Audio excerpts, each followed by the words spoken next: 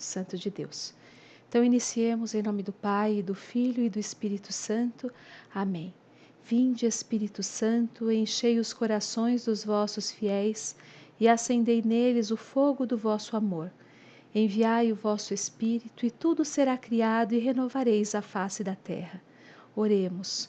Ó Deus, que instruístes os corações dos vossos fiéis com a luz do Espírito Santo, fazei que apreciemos retamente todas as coisas segundo o mesmo Espírito e gozemos sempre da sua consolação por Cristo Senhor nosso. Amém. Estaremos reunidos em nome do Pai, do Filho e do Espírito Santo. Amém. Hoje nós vamos tratar de um tema diferente, né? Como a gente faz para se comportar na Santa Missa. Coloquei um fundo de tela muito bonito de São Padre Pio, né? Perguntaram para ele como que um fiel devia se comportar na Santa Missa. Ele diz que como São João e a Virgem Maria se comportaram na crucificação de Cristo. Eles que acompanharam Cristo sendo crucificado estavam aos pés da cruz. Então, nós deveríamos estar aos pés da cruz, acompanhando esse Cristo que morreu por nós. Agora eu pergunto para vocês, você já se perguntou se a sua postura é correta na Santa Missa? Ou alguma vez já pensou que esse monte de ritos, os ritos existentes na missa, eles são desnecessários? Certamente, de fato, é claro que Jesus observa o coração e a humildade daquele fiel que está na igreja participando. Mas quando a gente participa da liturgia com uma atenção de comunidade, rezando junto com as mesmas palavras, com os mesmos gestos, um só coração, uma só alma, a gente celebra verdadeiramente o nosso Senhor. E a gente antecipa assim um pouquinho da vida que nós teremos no céu. O céu desce até nós na Santa Missa. A atitude comum do corpo na liturgia é um sinal, a atitude que nós temos com o nosso corpo na missa é um sinal da unidade de todos os membros da comunidade cristã. Há uma sintonia quando nós fazemos todos os mesmos gestos em sinal de comunhão. É diferente, portanto, de uma oração pessoal em que a gente faz, que ela é particular. Então nós fazemos a oração como nós queremos, mas na Santa Missa nós estamos em comunhão. Então, com base nisso daí, hoje nós vamos aprender um pouquinho mais sobre como se comportar na igreja, na Santa Missa, para que a gente esteja sempre em comunhão com os nossos irmãos. Vamos começar com algumas perguntinhas que quantas vezes nós já nos fizemos, né? Qual seria a roupa adequada para ir à Santa Missa? Primeiramente, o nosso corpo é o templo do Espírito Santo de Deus. Nós somos filhos de Deus chamados à santidade. Por isso, a gente não deve jamais usar uma roupa que atente contra essa nossa identidade e missão de cristão. Né? Nós devemos evitar roupas curtas, muito justas, decotadas na igreja. Aí você pode falar, mas o meu coração está em paz. Não tem problema, você pode estar com o coração em paz, mas a gente pode estar sendo corresponsável pelo pecado que a gente desperta no outro, né, por conta da roupa que a gente veste. Nós que nos vestimos com tanto zelo para festas, para comemorações, muitas vezes a gente se esquece de se preparar dignamente, com simplicidade, né, com modéstia, para o banquete do Cordeiro, que é a Santa Missa. Então, na próxima vez que a gente for para a Santa Missa, a gente não pode se esquecer de servir a Deus também com o nosso modo de vestir, né? Trazendo aqui nas roupas aquilo que nós já levamos no íntimo do nosso coração, que é um desejo profundo de amá-lo e entrar em comunhão com Ele. Nós devemos chegar com antecedência à Santa Missa. Primeiramente, que um dos mandamentos da lei de Deus, né, da lei da igreja, é participar da missa inteira aos domingos. Então, a gente não pode participar pela metade. Primeiro ponto, né? Então, considerando a missa dominical, nós devemos chegar com antecedência, sim. Quanto de antecedência? Uma antecedência de forma que a gente tenha tempo para estacionar o carro com tranquilidade, cumprimentar algumas pessoas que a gente encontra pelo caminho, sentarmos com tranquilidade e fazermos uma pequena oração inicial. Eu acredito, né, contabilizando que 10 minutos de antecedência antes do início da celebração, você estando na igreja, é o suficiente para tudo isso. O que eu devo fazer ao entrar e ao sair da igreja? Isso na missa ou não, tá? Sempre. Você entrou na Santa Igreja, na igreja ou você saiu, você vai ter o mesmo comportamento. Primeiramente, a gente vai procurar o sacrário. Por quê? Porque o sacrário é onde está o nosso rei, que é o próprio Jesus, que ali ele habita. Então, nós vamos ter uma luzinha vermelha que simboliza o Cristo vivo presente ali no sacrário.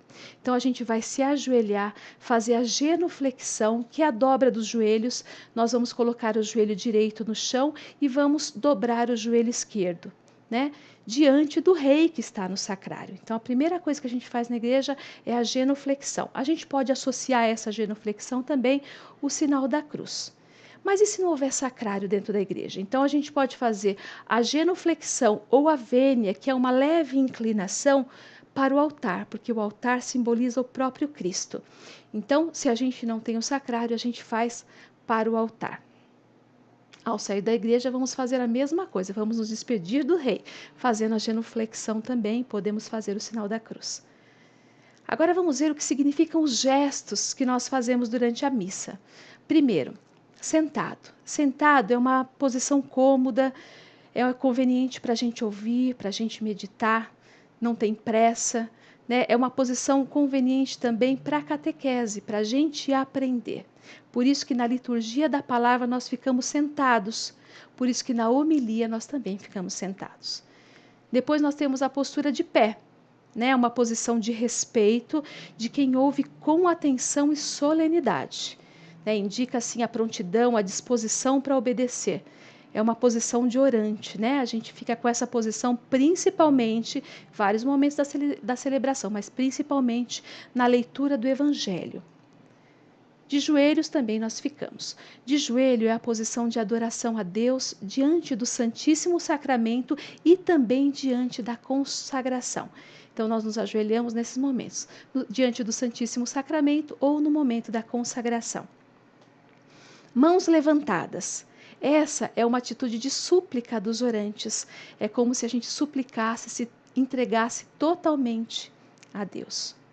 Mãos juntas, elas significam recolhimento interior, oração, busca de Deus, fé, súplica, confiança, entrega da vida.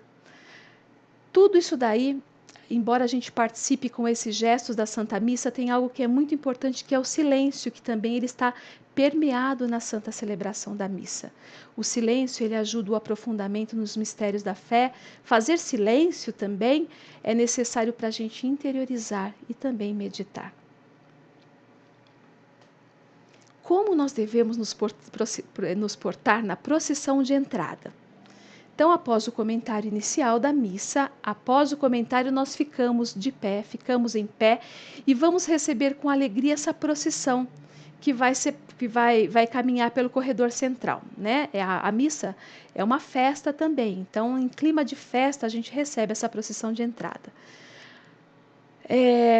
Quando existe essa procissão, a cruz de Cristo, ela vem à frente dessa procissão. O que nós devemos fazer? Quando a cruz passa diante da gente, nós devemos fazer uma leve inclinação com a cabeça, em respeito ao Senhor que está passando por nós. Então, nós fazemos a inclinação para a cruz que passa diante de nós. Uma vez que a procissão toda passou por nós, nós vamos nos voltar para o altar, aí sim para participarmos juntos da Santa Missa, voltados diretamente para o altar. Por que o padre beija o altar?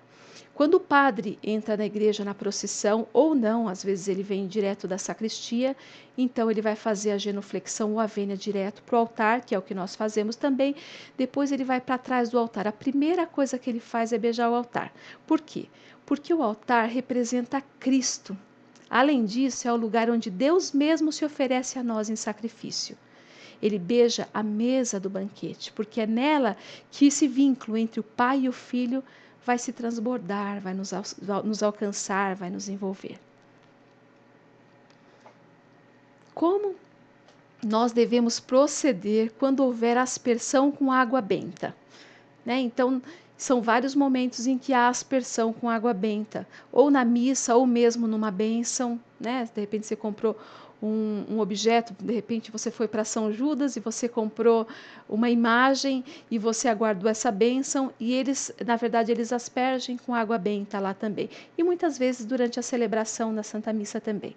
Qual que é o procedimento? Nós inclinamos a cabeça para receber a bênção. Depois que nós formos abençoados com a água, nós fazemos o sinal da cruz. Por que que se usa incenso na missa? O uso do incenso na missa é para simbolizar as nossas orações que são elevadas a Deus. Assim como a fumaça sobe, ela simboliza as nossas orações que estão sendo elevadas a Deus. Os cristãos eles já adotaram esse hábito desde muito cedo. Desde muito cedo eles já usavam o incenso. Em Jerusalém, já no século IV, já se empregava em todos os grandes ofícios o incenso. Esse recipiente onde se queima o incenso, né, que tem essa correntinha, ele é chamado de turíbulo. Em qual momento da celebração eu saberei o tema, o assunto a ser abordado na missa? Porque cada missa tem um tema próprio. Ela vai tratar de um assunto específico, ou seja, da vida de um santo, ou seja, da vida de um mártir, ou seja o motivo festivo, por exemplo, a Assunção de Nossa Senhora, ou então seja o tempo comum, mas ela vai abordar um assunto específico também. Então, já no comentário inicial, nós vamos ter uma prévia do tema das leituras, do Salmo e do Evangelho. Todos eles estão interligados, eles vão falar, de certa forma, do mesmo tema naquele dia. Comecem a observar isso. Observem. Prestem atenção no comentário inicial, depois em cada leitura e veja se não tem uma interligação entre elas. Embora o padre o faça na homilia, nos explique isso na homilia, mas vocês também podem observar se prestarem bastante atenção. Ato penitencial. Primeiro eu vou ler uma passagem para vocês do Evangelho de Mateus, né? Capítulo 5, versículos de 23 a 24. Se estás diante do altar para apresentar ali a tua oferta, e se lembrar que teu irmão tem alguma coisa contra ti, deixa a tua oferta lá diante do altar e vai primeiro se reconciliar com teu irmão. Depois volta, aí sim você apresenta a tua oferta. Olha como é importante a gente pedir perdão. Antes de fazer qualquer coisa, não é somente participar da Santa Missa, é estar com o coração contrito e arrependido, né? Então, no ato penitencial, nós inclinamos a cabeça, fechamos os nossos olhos, fazemos um exame de consciência e pedimos o perdão a Deus. É um convite para cada um de nós olhar para si, reconhecer os próprios pecados, não os pecados dos outros, mas os nossos pecados, né? Buscando esse arrependimento sincero. Nós precisamos pedir que Jesus purifique o nosso coração para assim termos parte com Ele. A absolvição geral que o padre dá, ele dá no ato penitencial, a absolvição é uma purificação das faltas leves, pecados leves. E realmente nos purificam, né, para que a gente possa participar da ceia do Senhor. Já os pecados graves, mortais, que atentam contra os 10 mandamentos da lei de Deus, eles necessitam de uma confissão sacramental. Depois nós temos o hino de louvor, o Glória. É um cântico solene nas missas dominicais e festivas. Não há o Glória nas missas semanais. Nós depois vamos ver também em outros períodos que também não há o Glória. Mas nas missas dominicais e festivas nós cantamos o Glória. Uma das mais perfeitas formas de louvor à Santíssima Trindade, porque se dirige ao Pai e a Jesus Cristo na unidade do Espírito Santo, aos três. Vem logo após o ato penitencial, porque o perdão de Deus nos faz felizes e agradecidos a ponto de louvar. O Glória somente não é cantado em 2 momentos, na Quaresma e no Advento. Depois, se vocês quiserem, vocês podem assistir um pouquinho melhor. Eu fiz já 3 vídeos sobre a liturgia da missa e ali a gente explica mais detalhadamente sobre a liturgia da missa. Aqui a gente está falando mais uma questão de postura e também de curiosidades, né? Então, nesses tempos de Quaresma e Advento, a gente não tem o hino de louvor, porque são tempos introspectivos e penitenciais. Em qual momento da missa nós apresentamos as nossas intenções? Embora as intenções sejam lidas no início pelo comentarista, nós depositamos as nossas intenções na oração da coleta. Essa oração da coleta tem o sentido de reunir numa só oração todos os pedidos da Assembleia. Todas as nossas intenções da missa, sejam por saúde, pelas almas ou ação de graças, elas são unidas nesse momento. Por isso ela começa com oremos, é um convite para que cada um faça mentalmente a sua oração pessoal. Então, na verdade, é a intenção daquela Santa Missa. Depois disso, o padre leva as mãos, né? Ele assume essas intenções dos fiéis e eleva essas intenções a Deus. Aí ele profere uma oração em nome de toda a igreja. No final dessa oração, a gente diz amém. Esse amém, no término da oração, ele significa dizer que a oração do padre também é a nossa oração. As orações feitas pelo padre na Santa Missa, elas são chamadas de oração presidencial, porque ele é o presidente da celebração, porque ele é o representante de Cristo, né? Todas as orações presidenciais, elas são compostas por, primeiramente, pode observar, uma invocação, depois um pedido e uma conclusão. E essas orações, elas são dirigidas ao Pai, em nome de Jesus Cristo, mediador, e na unidade do Espírito Santo. Depois nós vamos entrar na liturgia da palavra. Sentados, a partir daí nós sentamos, né? Sentamos numa posição favorável que favorece a catequese, né? Nós devemos ouvir com atenção a palavra de Deus que será pronunciada, sendo sempre a primeira leitura retirada do Antigo Testamento, isso 99% das vezes. A primeira leitura do Antigo Testamento, a segunda do Novo Testamento, o Salmo, do livro dos Salmos, no Antigo Testamento, e depois nós ficamos em pé, posição de prontidão e respeito, e vamos nos direcionar para o ambão. Nós temos que estar direcionado onde o ambão, onde o padre vai proclamar a leitura do Evangelho. Então, direcionados para o Evangelho, para o ambão, em pé, aí nós vamos ouvir o Evangelho que pertence ao Novo Testamento. Então, nós vamos ter duas do Antigo e duas do Novo Testamento, né? E o Evangelho é a vida de Jesus Cristo. Vamos lá. Por que nós fazemos o sinal da cruz na testa, na boca e no peito antes do Evangelho? Então, esse sinal, ele significa uma súplica, né? Primeiramente, de abertura da mente para entendermos a palavra de Deus que será proclamada. A abertura dos nossos lábios para que possamos propagar o seu Evangelho ao mundo. E no peito, para que a gente possa recebê-la com amor, fazê-la frutificar em obras, em ações, de forma que seja vivido e testemunhado. Depois disso, não se deve fazer o sinal da cruz, tá? Não fazemos o sinal da cruz depois que fazemos o sinal da cruz na testa, na boca e no peito. Não se faz o outro sinal da cruz depois, tá bom? Qual que é a finalidade da homilia? A homilia, ela é uma explicação ou uma explanação das leituras bíblicas que foram lidas. A palavra homilia é de origem grega e ela significa uma conversa familiar. O sinônimo de homilia é sermão. Antigamente a gente chamava de sermão, né? Desde os tempos de Jesus já era costume na sinagoga, após a leitura de um texto bíblico, alguém se levantar a fim de explicar o sentido da passagem que tinha sido lida. Por exemplo, né, teve uma passagem em que Jesus tomou o livro, leu a passagem de Isaías, né, em que ele falava: o Espírito do Senhor está sobre mim. Logo em seguida ele fechou o livro e disse: hoje se cumpriu a Escritura, se cumpriu essa passagem da Escritura que vocês acabaram de ouvir, porque o Espírito do Senhor habita em mim. Então é uma espécie de homilia, isso é uma aplicação da palavra de Deus à realidade dos ouvintes. Né? Depois nós vamos ter uma outra ocasião também em que Jesus acompanhava os discípulos de Emaús, eles voltavam tristes para suas aldeias, né? E aí Jesus explicou-lhes o que dizia todas as escrituras. Ele começou por Moisés, ele foi até os profetas, né? Então, a homilia ela é considerada parte integrante da liturgia, a ponto de ser obrigatória somente nos domingos e dias de festa. Portanto, se você participar de uma missa durante a semana e o padre não fizer a homilia, ele não está errado, porque não é obrigatório.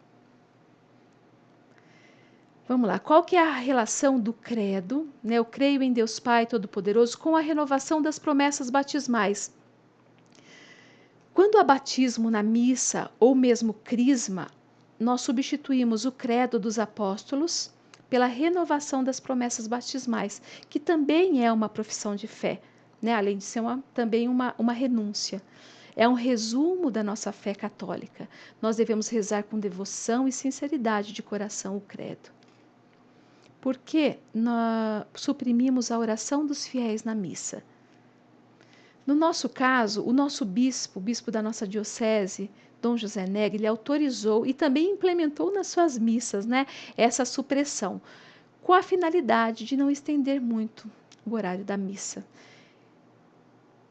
É uma oração que é suprimida por quê? Porque a oração dos fiéis é uma oração vocal, proclamada a todos, e nós já fazemos essa oração na oração da coleta, só que não de uma forma vocal, que todos ouçam, né? Nós fazemos de uma forma interiorizada, né? Particular, mas nós já colocamos essas intenções. Então seria, na verdade, um outro momento para a oração, sendo que ela já tinha sido colocada ali na oração da coleta.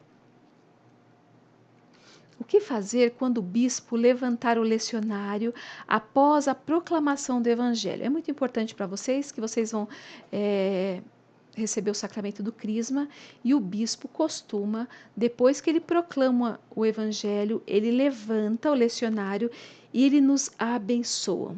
O bispo dá a bênção ao povo com o lecionário ou evangeliário.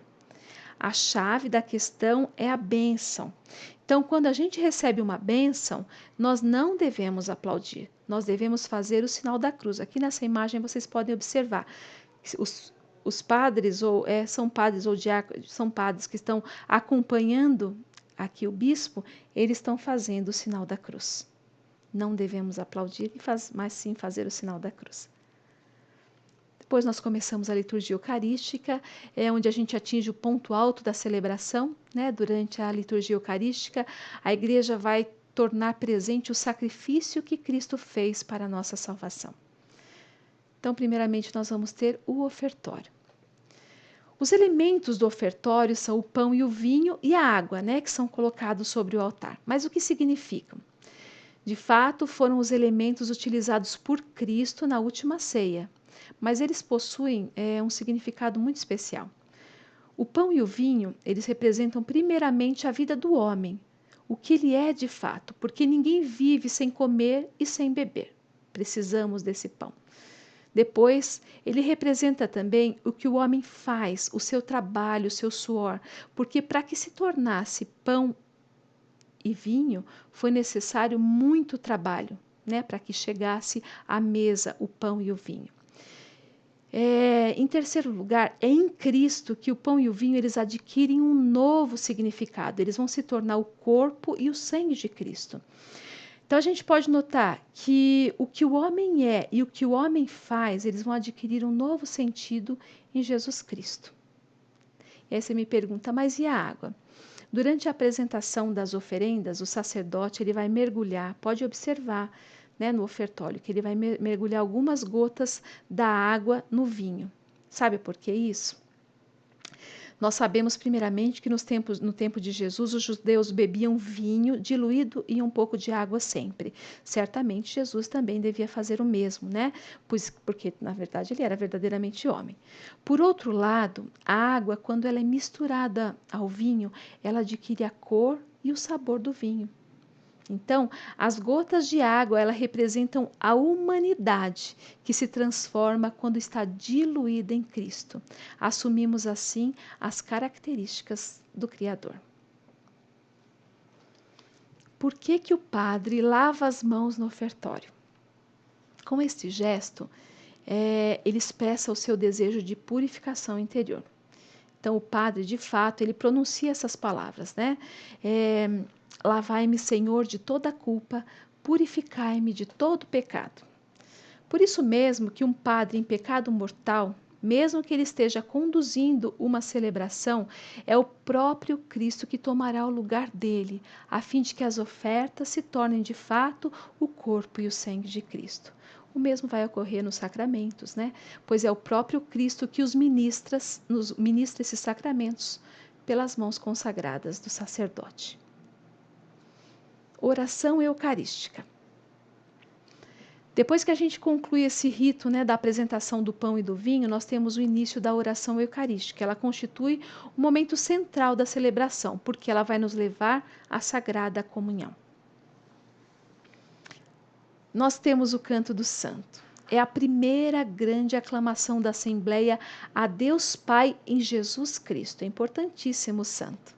O céu se abre e os anjos descem, sobem e descem, se unem a nós em louvor a Deus Pai no Filho, em Jesus Cristo. O céu e a terra proclamam a vossa glória, hosana nas alturas. Bendito que vem em nome do Senhor, hosana nas alturas. Essa recitação é tirada do livro de Isaías, né, capítulo 6, versículo 3. A repetição que nós fazemos de 3 vezes santo, santo, santo, santo, significa o máximo de santidade, santíssimo. Às vezes, no canto do santo, a gente muda algumas palavras, mas o sentido deve ser o mesmo. E o santo, ele deveria ser sempre cantado na Santa Missa. E agora, vamos lá. Eu devo me ajoelhar na consagração? Sim. A não ser que você tenha algum problema físico que te impeça de ajoelhar, né? Aí sim você fica de pé, nunca sentado. Durante as palavras da consagração, há a transubstanciação, a transformação das espécies no corpo eucarístico. Por isso que nós nos ajoelhamos. Eu devo falar alguma coisa no momento da consagração e por quê? Não, não devemos. O silêncio ele deve ser total. Lembremos que na missa o padre age em persona Christi, ou seja, em lugar da pessoa de Cristo. É como se Jesus estivesse pessoalmente presidindo a celebração. A igreja celebra a missa para cumprir a vontade de Jesus, que mandou celebrar a ceia. Fazei isto em memória de mim. Eu devo olhar para o altar ou baixar a cabeça nesse momento da consagração. Nós devemos olhar para o grande mistério que ocorre no altar. Não devemos baixar a cabeça nem fechar os olhos, mas sim ver esse grande mistério que está acontecendo no altar. Qual o momento de se levantar após a consagração? Assim que o padre proclama: eis o mistério da fé. Uma sugestão para vocês, tá? Porque vocês estão vendo que tem coisas que são um pouquinho divergentes daquilo que vocês faziam na missa, né? E eu estou explicando para você o que é liturgicamente correto. Liturgicamente. Isso não quer dizer que você vai fazer. Se de repente o seu coração... Mas você participando de uma catequese, agora de uma formação, você vai conhecer o que é o certo. Uma sugestão para vocês, para sempre fazerem os gestos corretos na missa, é sempre imitar os ministros que estão no altar. Geralmente os acólitos que ficam do lado do padre. A gente deve lembrar que nós não devemos nunca imitar o padre. A gente acaba levantando a mão porque o padre levanta. Não. Na verdade, ele é o celebrante, ele que está presidindo. Tem gestos que são próprios, ações próprias do sacerdote, né? A melhor opção para a gente, quando a gente não sabe o que fazer, é imitar os acólitos. Chegamos no Pai Nosso e depois o abraço da paz. O Pai Nosso, né? Vamos aprender um pouquinho o segredinho do Pai Nosso, né? No português. O primeiro céus que nós falamos, ele está no plural. Pai Nosso que estais nos céus, no plural, porque isso significa que ele está em todo lugar, né? Todo estado é um estado de espírito, de alegria, de vida, ele está por todos os lugares, né? O segundo céu aparece no singular, porque é um céu que é a oposição da terra, significa o céu no sentido verdadeiro de vida eterna, né? Depois nós dizemos perdoai-nos, não é perdoai nossas ofensas, é perdoai-nos, porque ele não está perdoando as ofensas, ele está perdoando a nós. Então é perdoai-nos por nossas ofensas. Dentro da missa também, o Pai Nosso, ele não tem o amém. Né? O amém ele vai ser dito depois, porque o padre ainda vai dar continuidade com uma oração da paz, depois nós encerramos com o amém, que seria lá o amém do Pai Nosso. Então, durante a Santa Missa, nós não falamos o amém do Pai Nosso. Depois nós temos o abraço da paz, né? É um gesto simbólico e não há necessidade de sair do lugar, né? Quando você estiver numa missa e que tem o abraço da paz, não precisa sair do lugar para cumprimentar todos que estão na igreja ou a pessoa conhecida que está do outro lado, em outro banco. Não. Se todos tivessem em mente o simbolismo expresso nesse momento, não seria necessária essa dispersão, né, que caracteriza o nosso comportamento na maioria dos casos, né? Não precisamos dispersar, seria cumprimentar aqueles que estão bem próximos da gente, né? Por conta desta dispersão e hoje em dia por conta também do corona, nós dispensamos o abraço da paz em nossa paróquia. Porém, o padre inicia o cordeiro. No momento que iniciou o cordeiro, paramos tudo o que estamos fazendo. Se estamos dando o abraço da paz, imediatamente nós paramos. Porque nós devemos estar com o olhar fito no altar. O sacerdote e a assembleia se preparam para a comunhão. Nesse momento, o padre mergulha, já viram, um pedacinho de pão no vinho. O que significa isso? Representa a união de Cristo, que é presente por inteiro nas duas espécies, o corpo e o sangue. Então, essa união representa o Cristo por inteiro. Depois nós vamos para a comunhão. Nesse momento da comunhão, a assembleia se dirige à mesa eucarística, né? Os que estão preparados para o banquete devemos estar em estado de graça santificante e em jejum eucarístico. O que é o jejum eucarístico? Nós não devemos ter comido nada durante a celebração, chupado bala, mascado chiclete, por isso que durante a missa tudo isso daí é condenável, porque a gente quebra o jejum eucarístico. Se a missa for breve, então a gente tem que ter estado também um período antes da missa sem comer nada, porque nós precisamos seguir o jejum eucarístico de 1 hora antes da comunhão. Então, durante 1 hora nós devemos estar preparados, sem nada, para receber o Cristo, né? Então, em jejum. A comunhão ela pode ser recebida nas mãos ou na boca. Atualmente recebemos na mão em formato de concha, colocando a mão direita sob, quer dizer, debaixo da mão esquerda, recebemos na mão esquerda, num formato de concha, porque se fizermos assim pode ser que Jesus Cristo caia das nossas mãos, então no formato de concha, e depois com uma pinça nós recolhemos o Cristo, protegemos com a outra mão de forma que não caia nenhuma partícula no chão, comungamos, observamos se não há nenhuma sobra de Cristo, porque se houver, nós devemos comungar também. Depois que nós recebemos o corpo de Cristo, nós respondemos o amém. Né? Hoje nós temos respondido já no altar, para que o padre não precise falar, a gente não precise ter muito contato, de forma a não propagar, né, esse vírus que está por aí. Mas numa condição normal, ele falaria corpo de Cristo e nós responderíamos amém. Aqueles que por um motivo ou outro não comungam, de repente não estão devidamente preparados, não estão em estado de graça santificante, ainda não terminaram a catequese, né? É importante que façam deste momento também um momento de encontro com Cristo, né? No que nós chamamos de comunhão espiritual, né? Introspectiva, encontre Jesus Cristo no seu coração. É indicado, né, que nós façamos a ação de graças ajoelhados. Depois que nós recebemos a comunhão, voltamos para o nosso lugar, nos ajoelhamos para fazer essa ação de graças, esse agradecimento. Não convém a gente rezar diante de uma imagem. Mas por que não? Porque Jesus deve ser o centro da atenção e piedade nessa hora, né? Ele é o hóspede divino que acaba de ser recebido. Depois nós vamos ter ação de graças.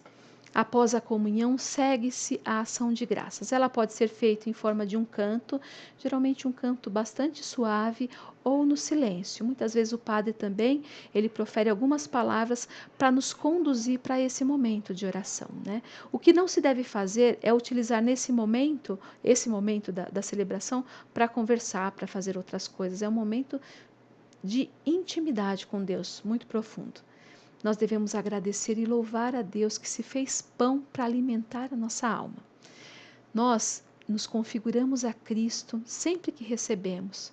Por isso, nós devemos ter profunda gratidão por esse tamanho amor de doação.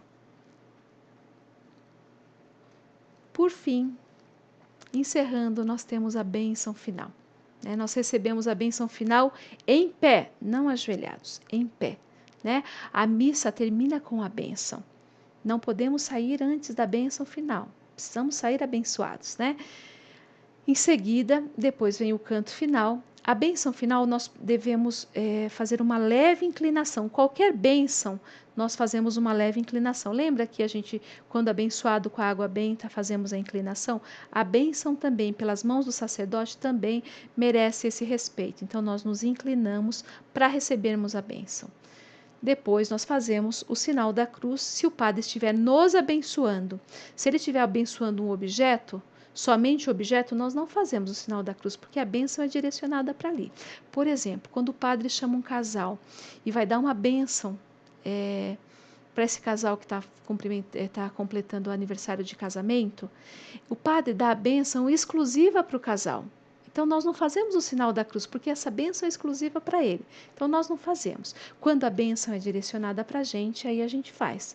Se o padre, por exemplo, está abençoando um livro ou uma imagem que a gente pediu, a gente não faz o sinal da cruz, porque a bênção está vindo direta para o objeto. Tá bom? Depois disso, a gente tem o canto final. Ele geralmente é muito alegre, né? Porque foi uma felicidade ter participado da missa. Nós todos devemos esperar o sacerdote sair para depois nos retirarmos. E assim, nós nos fortalecemos, né, para suportar com amor a semana que se inicia. Agradeço a participação de todos vocês. Agora eu estarei à disposição para esclarecer algumas dúvidas que vocês tenham, mas eu vou finalizar com a oração final, porque alguns precisam sair, então eu vou deixar essa liberdade para que vocês possam também cumprir os seus compromissos, tá bom? Vamos rezar então um Pai Nosso e uma Ave Maria.